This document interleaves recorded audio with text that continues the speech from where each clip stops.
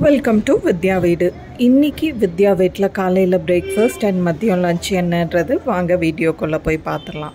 முதல்ல ரைஸை குக்கரில் வச்சாச்சு, பால் காஞ்சிட்ருக்கு. அடுத்ததாக உருளைக்கிழங்கு பொரியலுக்கான உருளைக்கிழங்கு தோல் சீவி எடுத்து அதை பொடியாக நறுக்கிக்கிறேன். கடாயில் எண்ணெய் வச்சு எண்ணெய் நல்லா சூடானதும் கொஞ்சமாக கடுகு சேர்த்திட்டு கடுகு பொரிஞ்சதும் பொடியாக நீலியாக நறுக்கின உருளைக்கிழங்க இதில் சேர்த்திடுறேன்.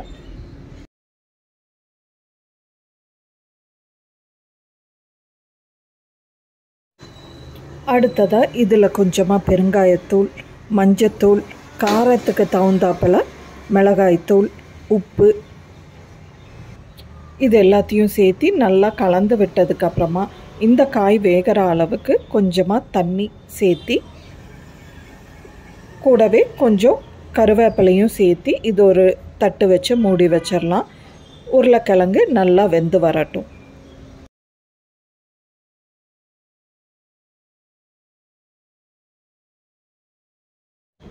உருளைக்கிழங்கு நல்லா வெந்து வந்ததுக்கப்புறமா லிட்டை ஓப்பன் பண்ணிவிட்டு 1 டீஸ்பூன் அளவுக்கு சர்க்கரையும் 1 டீஸ்பூன் குக்கிங் ஆயிலையும் சேர்த்து ஃப்ளேமை நல்லா ஹையில் வச்சு நல்லா பரட்டி விட்டுடலாம். அதோட ஈரப்பசம் எல்லாம் போகிற வரைக்கும் இதை பரட்டி விட்டால் போதும். உருளைக்கிழங்கு கறி ரெடி.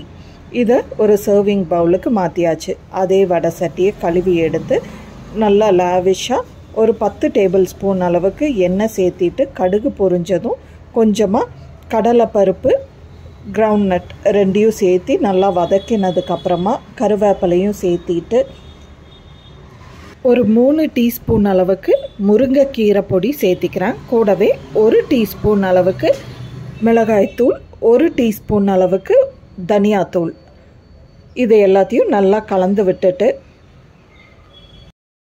ஸ்டவ்வை ஆஃப் பண்ணிட்டேன். இப்போ குக்கர் ஓப்பன் பண்ணி வெந்த ரைஸை இதோட சேர்த்திக்கலாம்.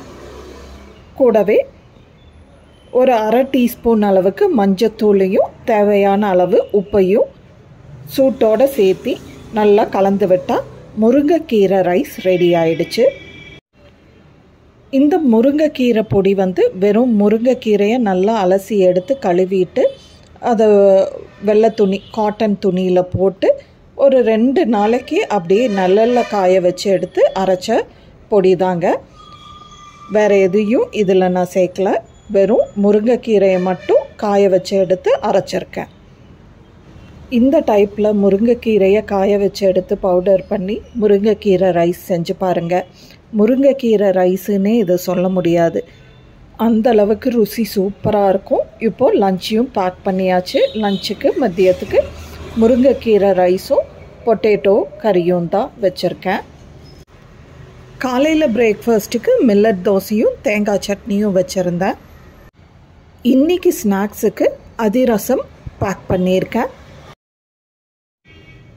இந்த வீடியோ உங்களுக்கு பிடிச்சிருந்ததுன்னா do not forget to subscribe, like and share வித்யா வீடு. பாய்.